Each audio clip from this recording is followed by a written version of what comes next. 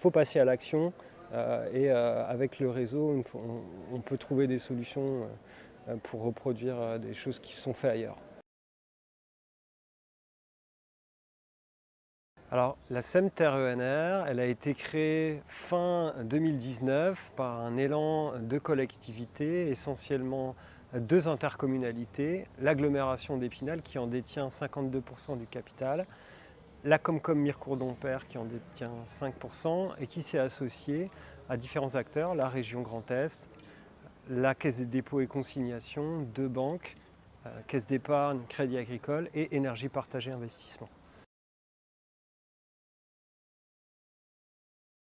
Au départ, ça suit un mouvement territorial qui vise l'autonomie énergétique territoriale à l'horizon 2050, 46% d'autonomie énergétique à l'horizon 2030 et les élus des territoires, présidés par Michel Heinrich, président de l'agglomération d'Épinal, ont souhaité s'armer d'un outil d'investissement pour le territoire pour atteindre cet objectif d'autonomie énergétique territoriale.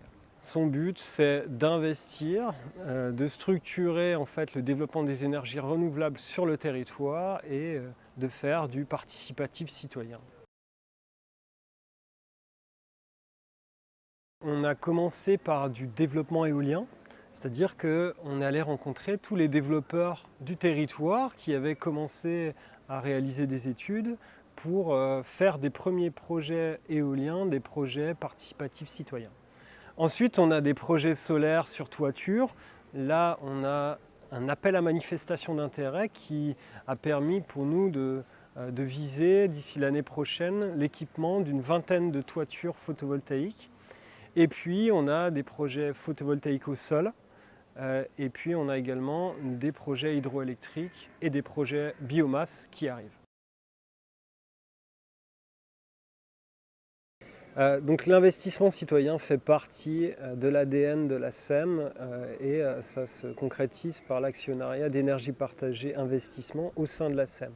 Et son rôle, en fait, à la fois, c'est apporter son expérience, apporter l'expérience aussi d'animer un réseau citoyen territorial pour soutenir les projets, pour faciliter leur acceptabilité, mais aussi proposer des solutions clés en main lorsqu'on veut faire rentrer les citoyens sur une société de projet qui fait des grappes photovoltaïques, lorsqu'on veut faciliter l'investissement citoyen sur des projets éoliens, etc. Pour nous, le territoire, d'avoir énergie partagée investissement, c'est vraiment d'avoir la facilité de pouvoir associer les citoyens aux côtés des collectifs locaux. Et si maintenant on a des investissements où on souhaite associer les citoyens, énergie partagée, investissement, nous permettra en fait de faciliter la levée de fonds et donc d'avoir un projet citoyen digne de ce nom. Un atout indéniable en fait des projets citoyens, j'allais dire déjà, c'est le lien social, c'est de derrière en fait, c'est pas qu'un projet économique. Vraiment pour moi c'est très important.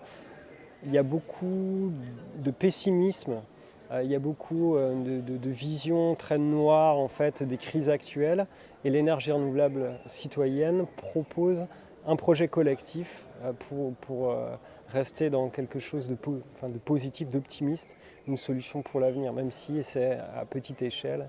Ça permet déjà en fait de ne pas être juste dans l'observation de faits négatifs. Pour doper les énergies renouvelables citoyennes, pour ma part, je pense que c'est vraiment un tandem entre élus convaincus, volontaires, comme l'est Michel Heinrich, qui porte cette dynamique depuis plus de 10 ans. Mais je pourrais en citer d'autres, des petits maires ruraux, et aussi un tandem avec des techniciens convaincus qui donnent de leur personne en fait et qui répondent justement, qui trouvent des solutions.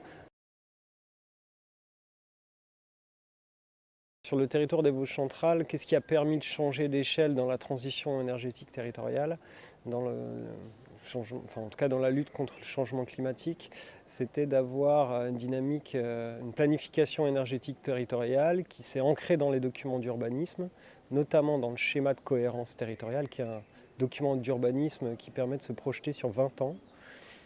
Et suite à cette planification où on va simuler des besoins de consommation, un potentiel d'énergie renouvelable, où on vient écrire une stratégie de transition énergétique territoriale, ensuite on vient apparaître des besoins de transformation de la collectivité, de la doter en fait de moyens techniques et financiers. C'est comme ça qu'a été créée la SEM et c'est comme ça qu'on change d'échelle. C'est quelque chose qui a été vraiment poussé par une poignée d'élus intercommunaux où il y a eu un écho au niveau des petites communes du territoire et en fait cette solidarité entre une vision intercommunale et une vision communale a fait qu'on ait une planification à grande échelle, des outils capitalisés pour répondre à des projets de territoire et en même temps des dynamiques locales beaucoup plus fines, hein, une proximité avec les habitants, avec les citoyens qui font que derrière, en fait, on a la possibilité de discuter avec des grands opérateurs et en même temps de pouvoir foisonner des petits projets. Et on espère que les collectifs citoyens, que ce soit via des centrales villageoises ou que ce soit via la rénovation de petites centrales hydroélectriques, puissent aussi répondre à ce foisonnement d'énergie renouvelable qu'on va avoir besoin. Il y a différents rôles en fait, que peuvent prendre les collectivités et qu'elles ont saisis en fait, dans les Vosges centrales pour massifier les énergies renouvelables. Le premier, c'était de structurer un outil d'investissement au service du territoire. Ça veut dire quoi? Ça veut dire donc avoir une société d'économie mixte qui, pour les communes, face à des développeurs privés, sont un peu démunis. Donc c'est déjà d'apporter une expérience technique, juridique, financière, d'apporter le bras armé des négociations et de l'apport en capital, et puis également en fait, de structurer l'investissement citoyen. Maintenant, il y a un autre rôle, hein, c'est aussi tout ce qui est de la mise en place en fait, de potentiels renouvelables, puisque les collectivités ont des bâtiments, les collectivités ont des forêts qu'elles peuvent mettre à profit pour l'approvisionnement de chaufferie de bois. Elles ont des besoins énergétiques qu'elles peuvent substituer par des énergies renouvelables. Et donc, quelque part, elles ont aussi un devoir d'exemplarité pour emmener en fait, l'ensemble des citoyens vers ce rôle. Et là, on parle d'énergie renouvelable, mais bien sûr, c'est corrélé à toute une dynamique d'économie d'énergie et bien sûr d'optimisation, de sobriété énergétique des systèmes. Pour commencer à partir sur le mouvement des énergies renouvelables citoyennes, une collectivité, qu'est-ce qu'elle peut faire? Je dirais le côté le plus simple, c'est déjà une toiture, des habitants, de l'investissement participatif avec, j'allais dire, ça c'est la première étape assez simple. Après, en tout cas, si on continue, voilà, c'est de se dire est-ce que j'ai un barrage hydroélectrique à rénover proche de chez moi?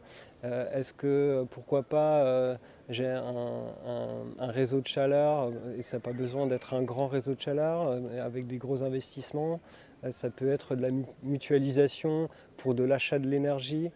Et puis, enfin, on pourrait citer énormément de sujets. S'il y avait un message à passer aux autres collectivités qui s'engagent sur la transition énergétique et qui sont peut-être au tout début de la démarche, comme on l'a été, nous ça a été de nous mettre en réseau en fait, hein, puisque d'autres collectivités sont beaucoup plus avancées. Il peut y avoir justement dans ces échanges du partage d'expérience, la possibilité de gagner du temps pour structurer des projets, facilement avoir des cahiers des charges et puis d'avancer ensemble. Et il y a plusieurs réseaux qui le permettent. Hein.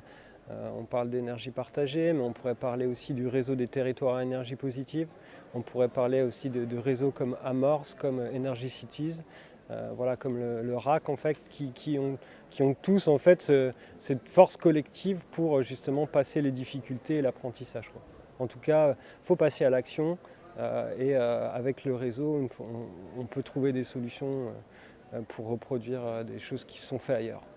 Nous, on commence tout juste. Hein. Il y a des CEM Énergie qui sont structurés depuis plus de 15-20 ans. Si les autres peuvent le faire, pourquoi pas nous?